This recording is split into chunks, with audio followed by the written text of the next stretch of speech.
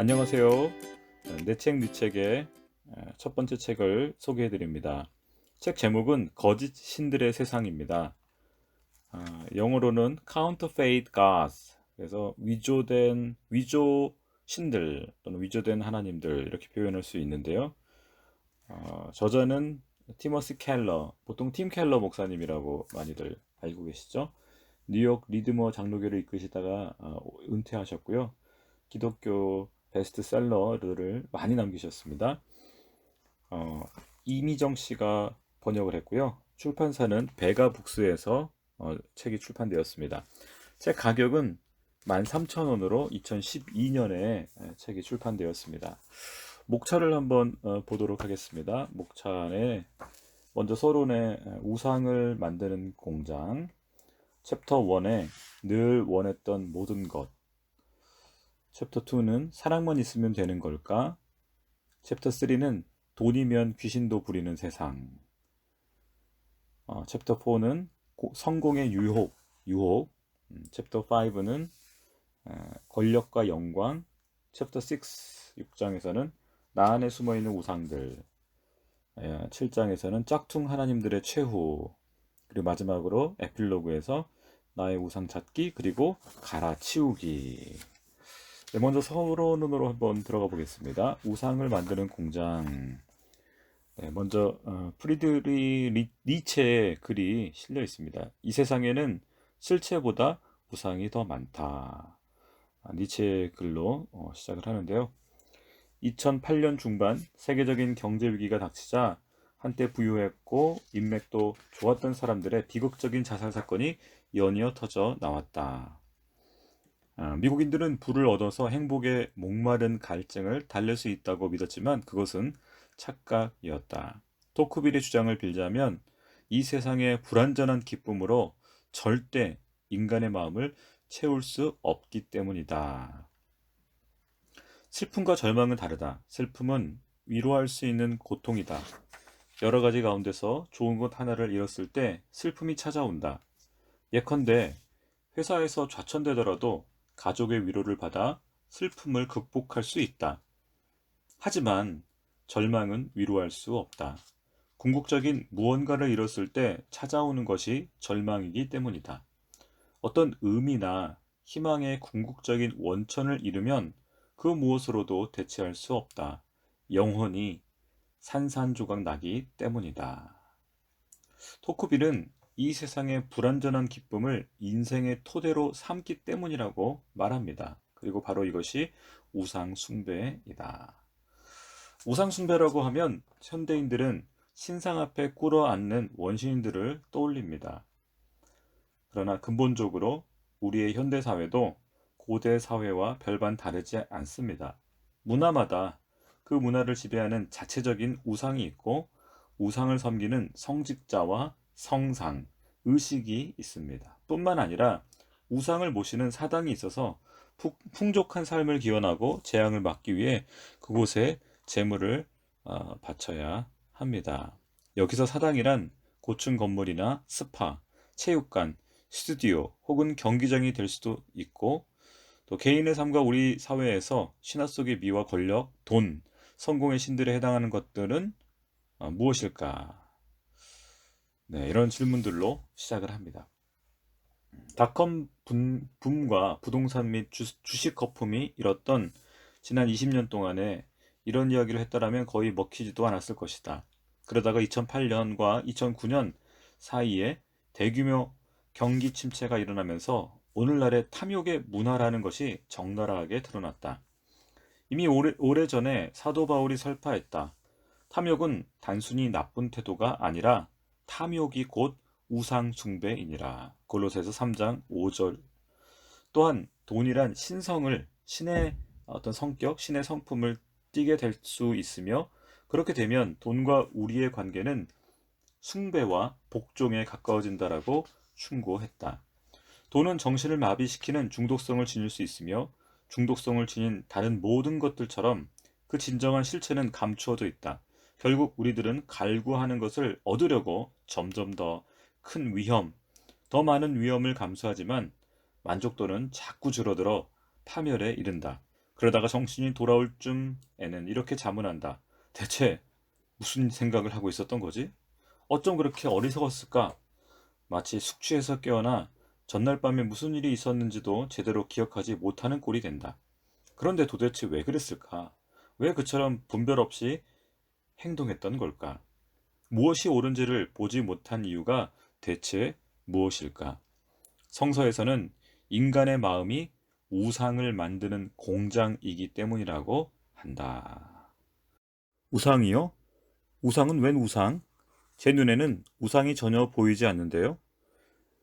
인간의 마음은 우수한 경력과 사랑, 물질적 소유물, 심지어는 가족과 같은 좋은 것들을 받아들여 궁극적인 것으로 바꿔놓는다고 하나님은 말하고 있다. 그것들을 얻기만 하면 인생의 의미와 안정감, 만족감, 성취감을 찾을 수 있다고 생각하기 때문에 인생의 핵심으로 받아들여 모시며 거룩하게 생각하는 것이다. 소설 반지의 제왕을 이끌어가는 핵심 요소는 어둠의 군주 사우론의 반지의 힘이다. 이 반지에 대한 이야기를 하는데요. 손에 넣지 않고는 살아갈 수 없는 것이 바로 우상이기 때문이다. 반드시 가져야 하기 때문에 한때 존중했던 규칙들을 어기고 다른 사람들뿐만 아니라 심지어는 자신까지도 해친다. 우상은 이 반지의 제왕은 소설에서나 실제 생활에서나 마찬가지로 정신을 마비시켜 끔찍한 죄악을 낳는 중독성을 지니고 있다. 네, 무엇이든 우상이 될 수 있다. 다른 신들을 인한 이 세상의 모든 것을 뜻한다. 돈을 신으로 받들어 모실 수 있다는 사실은 많은 사람들이 알고 있다.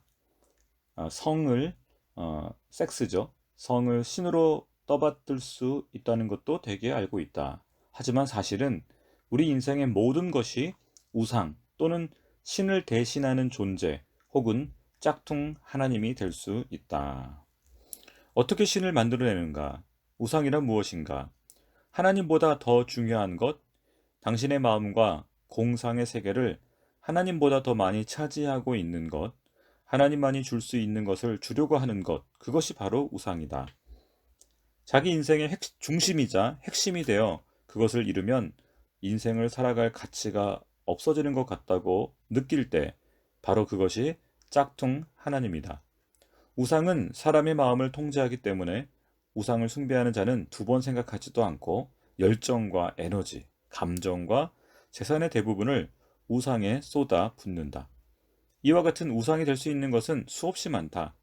가족과 아이들, 경력과 돈벌이, 성취감과 평론가들의 갈채, 체면 유지와 사회적 지위, 능력과 기술, 안전하고 편안한 환경, 아름다움 혹은 지능, 중대한 정치적 대의나 사회적 대의, 도덕성과 미덕, 심지어는 성공적인 기독교 선교 활동도 우상이 될 수 있다. 이 부분에 굉장히 약간 충격적이었는데요. 성공적인 기독교 선교 활동도 우리에게 우상이 될 수 있다라는 사실이 상당히 인상적이었습니다. 우리가 교회 활동이나 선교는 굉장히 당연시하는데 그것이 때로는 하나님보다 우선시 될 때, 심지어는 선교 활동도 교회 자체가 우상이 될 수 있는 거죠. 삶의 의미가 다른 누군가의 인생을 바로잡는 데 있다면 그것을 상호 의존이라고 부를 수도 있겠지만 실은 그것은 우상 숭배다. 당신이 무엇인가를 보고서 마음속 저 깊은 데서부터 내가 저것만 가질 수 있다면 내 인생에도 의미가 있다고 느낄 것이고 나도 가치가 있을 것이라 그렇게 되면 자존심도 생기고 안전한 느낌도 가질 텐데 라고 말한다면 그게 바로 무엇이든 간에 당신의 우상이다. 그리고 그런 관계에서는 숭배라는 표현이 또 표현되죠. 네, 우상은 사람들의 상상을 사로잡기 때문에 우리 자신의 백일몽을 들여다보면 우상을 찾을 수 있다. 우상은 우리 감정을 구속하기 때문에 우리는 자신의 악몽에서도 또 우상을 찾아낼 수 있다. 우리의 결코 굽힐 수 없는 감정들을 들여다보면 거기서 우리는 우상을 찾을 수 있다. 걷잡을 수 없는 분노와 걱정 혹은 실망을 불러일으키는 것은 무엇인가? 떨쳐버릴 수 없는 죄책감으로 우리를 찢어발기는 것은 무엇인가? 사람들은 우상을 반드시 가져야 한다든지 우상 없는 삶은 의미가 없다고 생각하기 때문에 우상에게 지배당한다. 무엇이든 우리를 지배하는 것이 우리의 주인이다. 힘을 추구하는 자는 힘에 지배에 당한다. 인정받기를 바라는 자는 그가 호감을 사려는 이들에게 지배당한다. 우리는 스스로를 지배하는 게 아니라 우리 삶의 주인에게 지배당한다. 많은 사람들이 심리적 문제라고 부르는 것은 우상숭배라는 단순한 문제다. 완벽주의라든가 또는 일중독증, 만성적인 우유부단, 다른 사람들의 삶을 통제하려는 욕구, 이 모든 문제들은 좋은 것들을 우상으로 만드는 데서 비롯되는데, 그런 다음 우리가 이 우상을 기쁘게 하려고 지나치게 애쓰는 가운데 그것은 우리를 땅속에 처박아 버리는 것이다. 우상은 우리의 삶을 지배한다. 사람들은 종교와 무관한 속세에 살고 있다고 생각할지도 모르겠다. 그러나 실제로는 우리 시대의 매혹적인 신들, 다시 말해 우상들이 우리 마음속에서 실질적인 신뢰를 얻고 있다. 세계 경제가 비틀거리면서 우리가 수년 동안 숭배했던 많은 우상들이 무너져 내렸다. 지금이 바로 절호의 기회다. 현재 우리는 순간적인 각성을 경험하고 있으니 말이다. 절망에서 빠져나가는 길은 우리 마음과 문화 속의 우상을 가려내는 것이다. 하지만 그것만으로는 부족하다. 짝퉁 하나님들의 파괴적인 영향력에서 벗어나는 유일한 방법은 참된 신에게 돌아가는 것이다. 네, 사실 오늘도 우리가 코로나 때문에 삶이 멈춰졌죠. 그리고 우리가 알던 익숙했던 것들이 무너지면서 많은 근본적인 질문들을 던지게 됐습니다. 이것이 꼭 필요한 것이었나? 이 활동이 꼭 필요했나? 정말 이것이 절대적으로 나에게 중요한가? 좀 근본적인 질문들을 요즘 하게 되는데요. 그러면서 어찌 보면 우리 안에 우상들이 드러나는 것 같고요. 이 책이 쓰여졌던 2008년과 9년 시절에 미국이 종교가 아니죠. 이 경제 위기를 겪으면서 많은 사람들이 자살하고 또 파괴적인 삶을 파괴하는 그런 행동들을 한 걸 보면서 이 팀켈러 목사님이 이런 부분들을 우상들이 드러났다라고 언급하는데, 오늘 우리 시대에도 코로나로 인해서 세계 경제가 멈추어지고 또 많은 사람들이 죽음에 직면하면서 자신 안에 있었던 우상들을 또 직면하는 시간이 되었으면 좋겠습니다. 모든 챕터들을 다 보여드릴 순 없는데 그 중에서 좀 몇 가지 좀 설명드리고 제가 인상 깊었던 내용들을 나누고 싶습니다. 2장에서 보면 사랑만 있으면 되는 걸까라고 되어 있는데요. 야곱의 이야기에 대해서 기록하고 있습니다. 좀 중간 부분인데요. 75페이지입니다. 당신이 야곱처럼 결혼하고 당신의 가장 내밀한 모든 희망과 열망을 배우자에게 건다면 그 배우자는 당신의 기대감에 짓눌려 파멸할 것이다. 그렇게 되면 당신의 인생뿐만 아니라 그의 인생까지도 온갖 형태로 뒤틀리고 말 것이다. 어느 누구도 당신의 영혼이 요구하는 모든 것을 채워줄 수는 없으니까.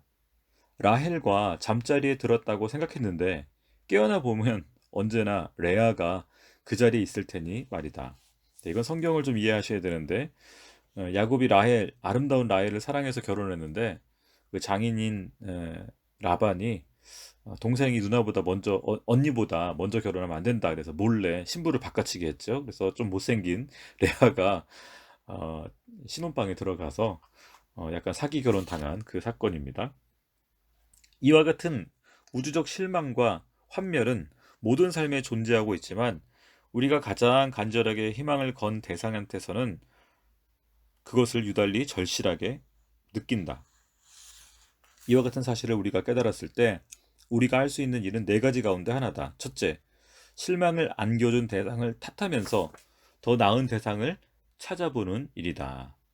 이는 끝없이 이어지는 우상숭배와 영적인 중독에서 벗어나지 못하는 유혹이다. 그 결혼 생활에 실패한 분들이 또 다른 이상적인 배우자를 찾죠. 그러나 또다시 또 결혼 생활에 실패하는 그런 모습들을 볼 수 있는 그 얘기를 하는 것 같습니다. 둘째, 스스로를 탓하고 비난하며 이렇게 말한다. 난 어쨌거나 실패했어. 다른 사람들은 모두 행복해 보이는데 난 왜 이렇게 못 되는 거지? 난 그렇게 왜 못 되는 거지? 뭐가 나한테 문제가 있는 거지? 이건 자기 혐오와 수치심에 빠지는 유형이다. 또 자기를 탓하는 유형에 대해서 말하고 있습니다. 셋째로, 온 세상을 탓할 수도 있다. 이 세상의 모든 남자들이여 저주를 받으라. 네, 그러면서 이제 페미니즘에 빠지는 그런 경우들. 이 경우는 거칠고 냉소적이며 공허한 사람이 된다고 합니다. 마지막으로 우리가 할 수 있는 일은 C.S. 루이스가 순전한 기독교라는 책에서 기록한 소망에 관한 탁월한 챕터에서 말했듯이 하나님을 자기 인생의 중심에 두는 것이다. C.S. 루이스의 결론은 이렇습니다.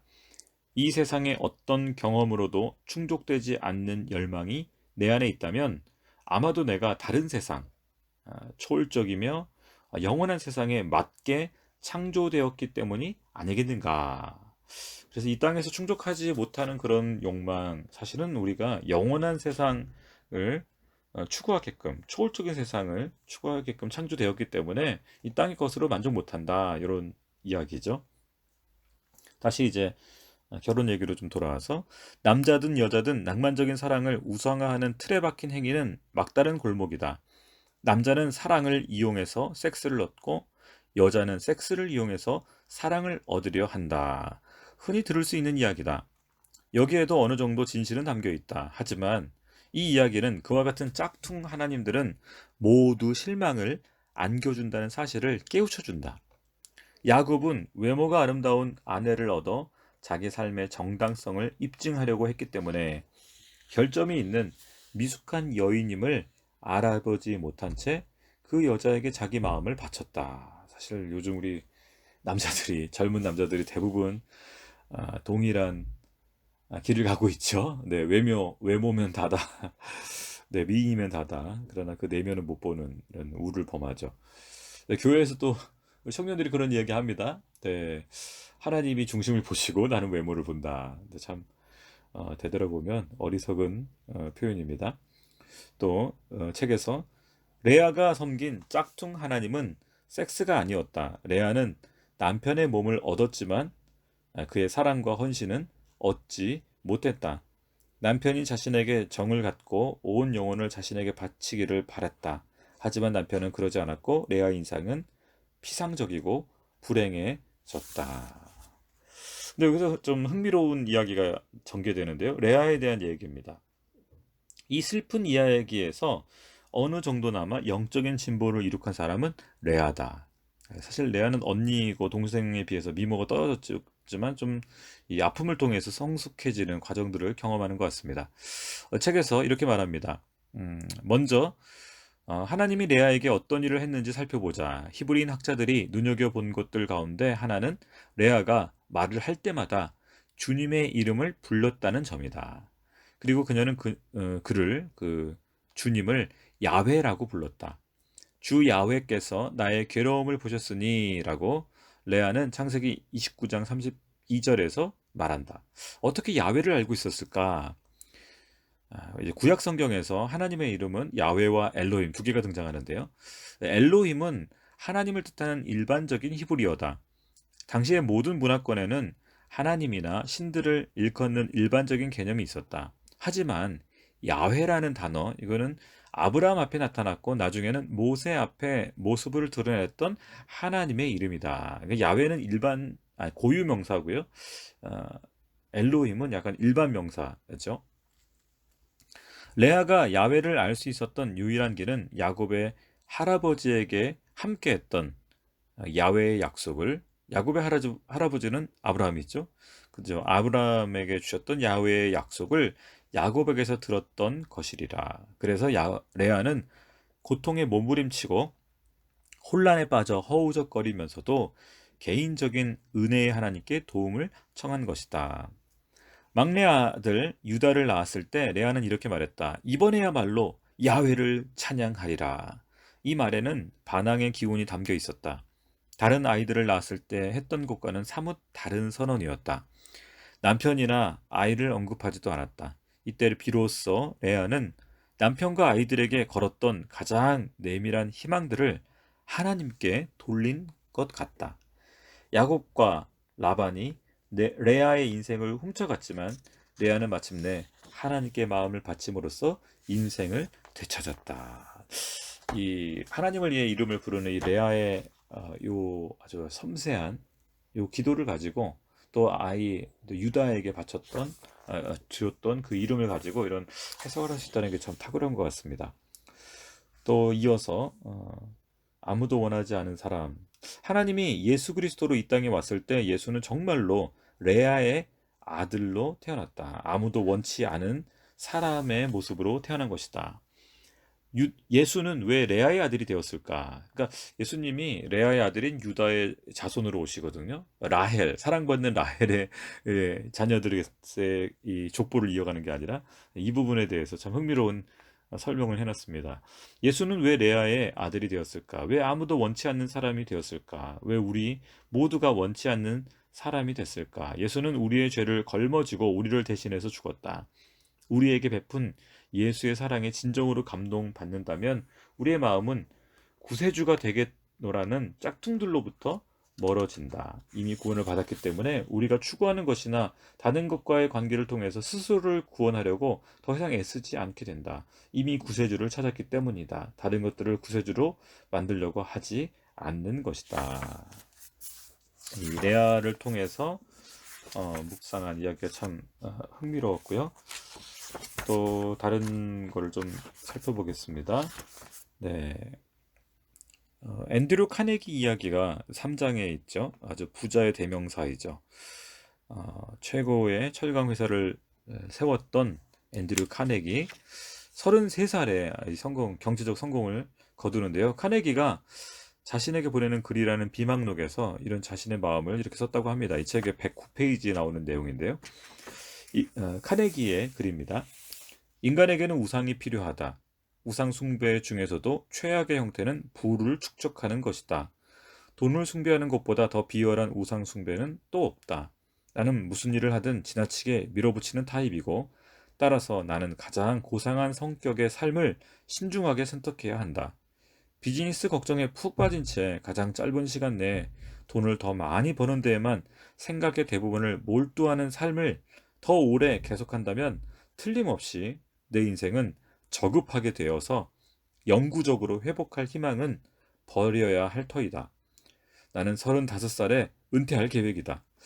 하지만 그 다음 2년 동안은 매일 오후에 공부를 하고 체계적으로 독서를 하며 보내고 싶다.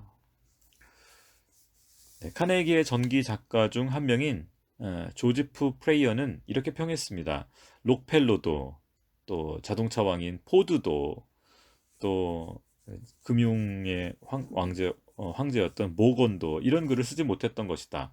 이런 글을 쓴 이 사람을 이해하지도 못했을 것이다. 그러나 카네기는 자신의 마음을 그처럼 정확하게 꿰뚫어 보았음에도 2년 후에 비즈니스를 그만두지 못했고 그가 두려워했던 대로 격을 떨어뜨리는 많은 요인들이 그의 삶에 영향을 끼치기 시작했다.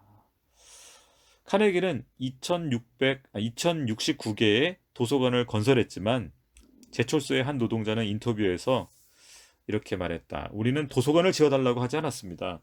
그보다는 임금을 올려주기를 바랬죠. 당시 노동자들은 바닥이 너무 뜨거워서 신발 밑에 나무판을 댄 채 12시간 교대 근무를 해야 했습니다. 그리고 2주에 한 번씩은 비인간적인 24시간 근무를 한 다음 단 하루를 쉬었죠.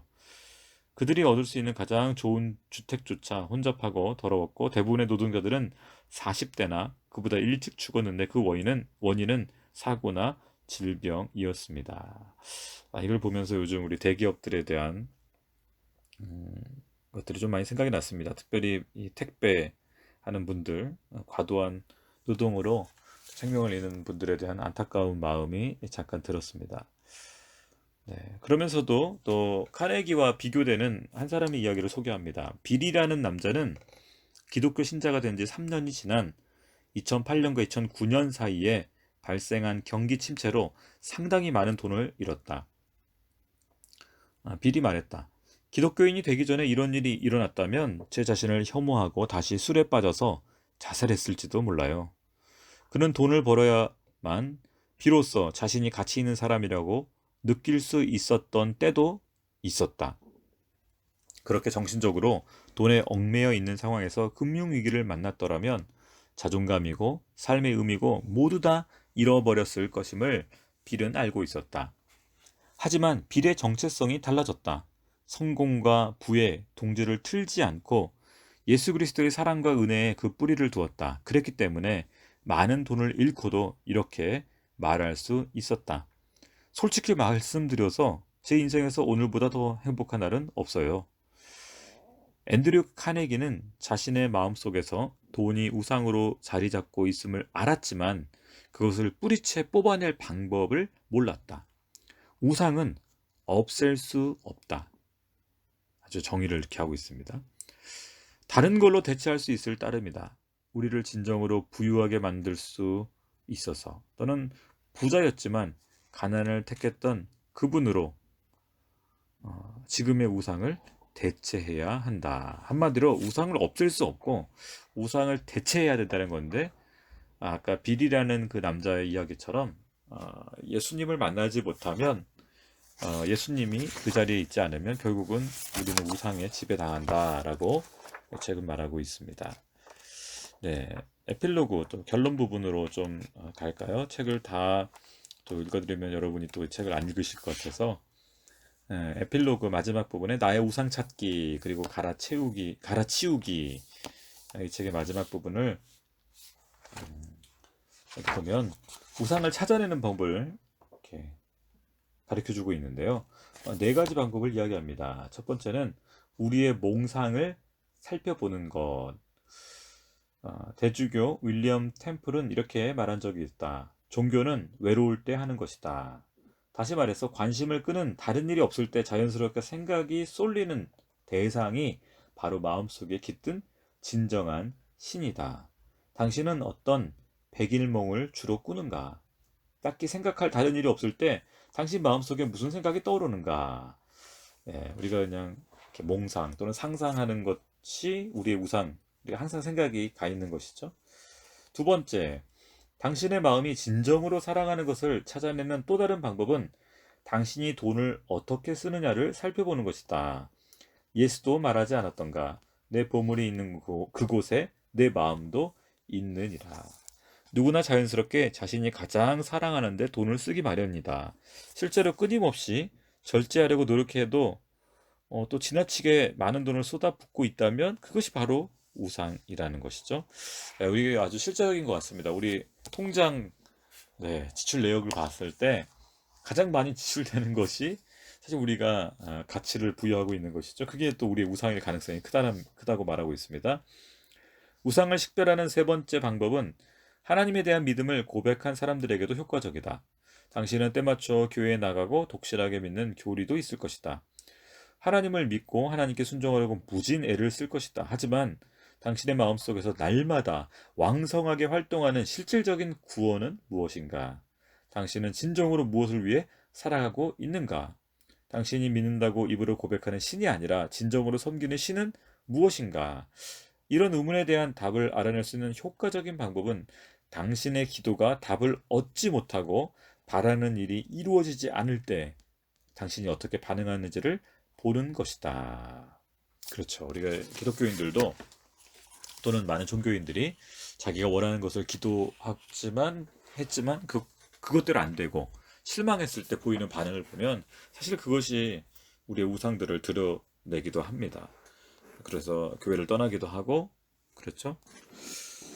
사실은 그렇다면 이제 그 기도하는 하나님보다 그 기도의 내용 또는 바라는 그것이 나의 우상의 가능성이 크죠. 뭐 그것이 대학일 수도 있고 때로는 취업일 수도 있고 결혼일 수도 있고 또 자녀일 수도 있고 자기 건강일 수도 있고 저는 개인적으로 좀 고백한다면 요즘 건강에 대한 관심이 많아서 제 이야기의 주가 건강인 것 같아요. 그래서 때로는 건강 자체가 우상이 될 수도 있겠다. 이 책을 보면서 그런 생각을 많이 했습니다. 마지막 방법은 모든 사람들에게 먹히는 테스트다. 그것은 자기가 가장 통제하기 어려운 감정들을 살펴보는 방법이다. 가장 고통스러운 감정들, 특히 절대 떨쳐버릴 수 없는 감정, 나쁜 짓인 줄 알면서도 그 일을 저지르고 만드는 감정의 밑바닥을 살펴보면 그곳에서 우상을 찾을 수 있다. 내가 언제 가장 기분이 나빴을까? 무시당할 때, 또는 인정받지 못할 때, 때로는 이렇게 제가 생각을 해보니까, 어, 이렇게 인정받고 싶은 욕구가 굉장히 큰 저 자신을 보게 되는데요. 이것도 내 안에 있는 하나의 우상이구나. 사람들의 칭찬에 대한 갈망, 약간 비난받을 때 견디지 못하는 저를 보면서, 또 하나의 또 내 자아의 우상을 이 책을 통해서 또 좀 깨닫게 되는 것 같습니다. 네, 책의 마지막 부분입니다. 우상을 뿌리 뽑아도 그 자리에 하나님의 사랑을 심지 못하면 우상은 다시 자라난다. 기쁨과 회개는 항상 함께 가야 한다. 기쁨 없는 회개는 절망을 낳는다. 회개 없는 기쁨은 피상적이며 진정한 변화가 아니라 일시적인 감정의 변화, 감화만 낳는다. 실제로 우리는 역설적이게도 예수의 희생적인 사랑에 기뻐할 때 진정으로 우리의 죄를 깨닫게 된다. 두려움에서 비롯된 회개는 사실상 자기 연민이다. 두려워서 회개한다면 죄 자체를 미워하는 법을 배우지 못하고 죄악의 매혹적인 힘도 사라지지 않는다.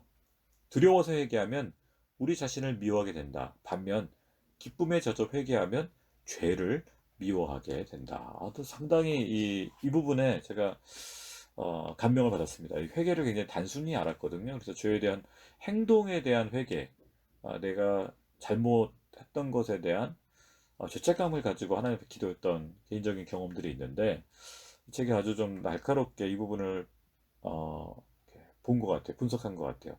두려워하면서 회개하면 우리 자신을 미워하게 되죠. 그죠? 반복되는 죄 때문에. 그런데 기쁨에 젖어 회개하면 예수님의 십자가로 하나님의 사랑에 대한 그 기쁨에 감격하여 회개하면 죄 자체를 미워한다는 거죠. 나를 미워하는 것이 아니라. 이 부분은 좀 더 묵상이 필요한 것 같고요.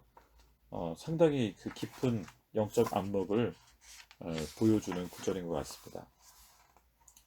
마지막 230페이지인데요. 탁월한 목사 겸 찬송가 작사자인 존 뉴턴은 이 투쟁을 아래와 같이 설명한 바 있다. 내 자신의 경험을 말해도 좋을까? 그리스도를 내 평화이자 생명으로 삼아 거기서 눈을 떼지 않는 그 간단한 일이 내 사명 가운데서 가장 어려운 부분이다. 정의와 권능의 원칙으로서 행동하려고 끊임없이 노력하는 것보다 수천 가지 외적 행동으로 자아를 부인하는 것이 훨씬 쉬워 보인다. 네, 이 부분에 대한 묵상도 저도 좀 하게 되는데요. 예수님을 바라보는 것, 사실 그것이 우리가 우상에게 시선을 뺏기지 않도록 하는 가장 좋은 방법인데, 내 자아를 부인하는 것.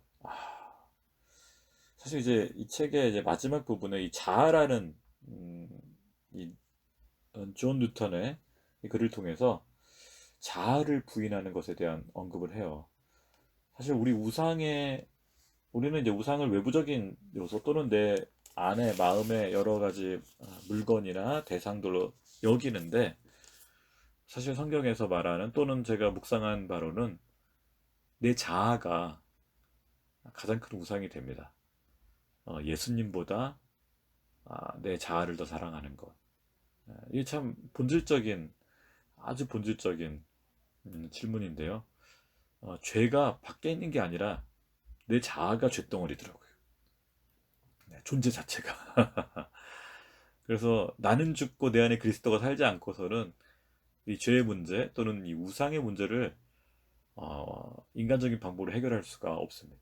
수련으로, 뭐 마음 수련 또는 이제 훈련으로 자아가 죽지 않더라고요. 존 뉴턴의 고백처럼 그리스도를 바라보는 것. 나는 없고 내 안에 그리스도가 남는 그 길. 네. 네, 우리 팀 켈러 목사님의 책을 오늘 좀 살펴봤습니다. 내용은 분량은 그렇게 많지 않습니다. 약 230페이지 정도 이렇게 아주 딱 읽기 좋은 책인데 많은 질문들을 우리에게 던져주고 있고 많은 생각을 하게 하는 아주 탁월한 책으로 정말 강력하게 추천해 드립니다. 기독교인이나 또는 일반 인들도 이 부분에 대해서는 좀 이 책에 대해서는 또 읽어보시고 또 묵상해 보시기를 권해드립니다. 네, 오늘 내 책, 네 책 첫 번째 책으로 거짓 신들의 세상을 추천해 드렸는데요. 이 책이 저와 여러분의 삶에 큰 도움이 되고 우리의 영적 생활 또 하나님께 좀 더 나아가는 그 삶에 도움이 되시기를 바랍니다. 감사합니다.